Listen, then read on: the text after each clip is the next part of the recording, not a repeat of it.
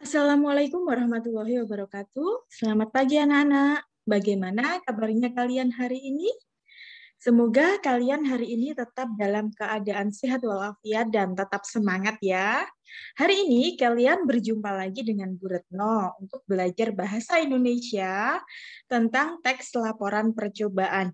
Nah, sebelum belajar silahkan kalian berdoa terlebih dahulu ya.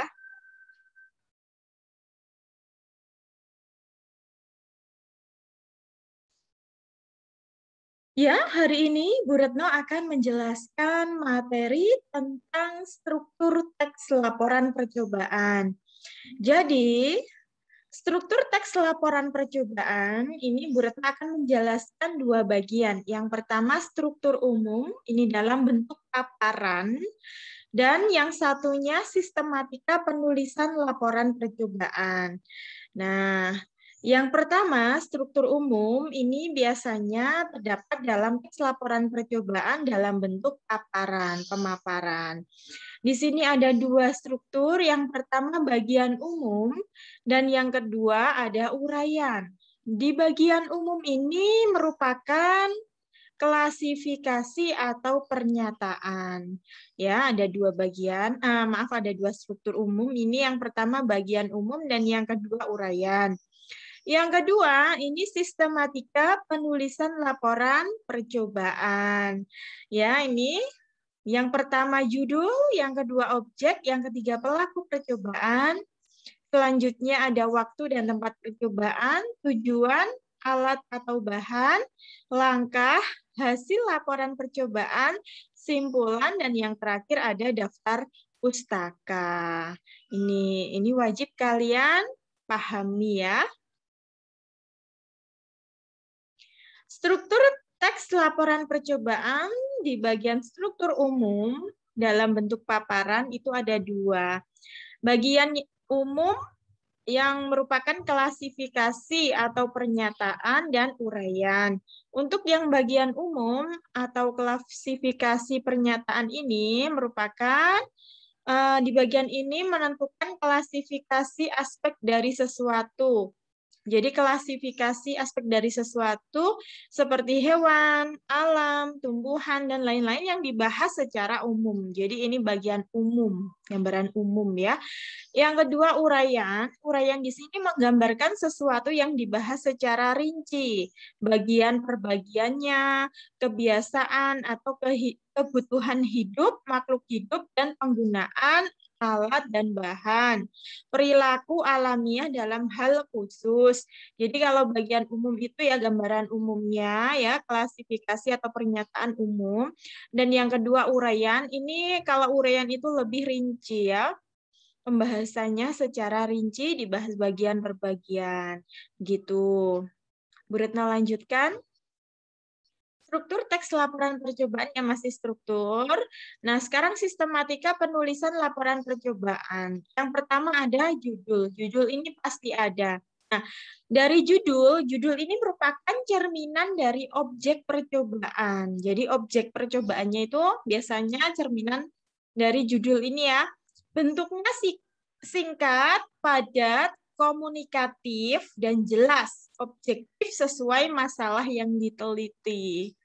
Ya, jadi judul itu bentuknya singkat, padat, komunikatif, dan jelas. Judul itu harus objektif, kan anak. Yang kedua, objek. Objek itu benda atau aspek yang akan diteliti. Itu apa objeknya. Yang ketiga, pelaku percobaan. Pelaku di sini merupakan pihak yang melakukan kegiatan percobaan. Jadi siapa yang melakukan percobaan itu? Bisa perorangan atau badan atau lembaga tertentu. Itu pelaku. Selanjutnya ada waktu dan tempat percobaan. Di sini merupakan tempat dan waktu pelaksanaan percobaan itu dilaksanakan di mana, kapan itu ya. Terkadang bagian ini tidak dituliskan oleh penulis. Jadi kadang bagian waktu dan tempat percobaan ini tidak ada dalam teks laporan percobaan.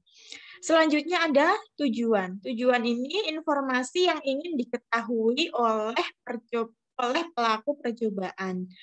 Untuk memperoleh informasi secara lengkap dan objektif proses dan hasil suatu percobaan.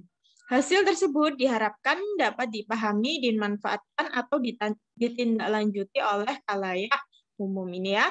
Tujuan itu berisi informasi yang ingin diketahui oleh pelaku percobaan.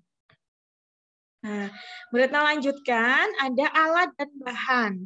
Bahan dan alat yang diperlukan dalam percobaan itu ya apa saja. Ini dapat dipaparkan atau dibuat bentuk daftar ya anak-anak. Selanjutnya ada langkah. Langkah ini merupakan urutan proses yang harus dilakukan dalam kegiatan percobaan. Langkah-langkahnya ya.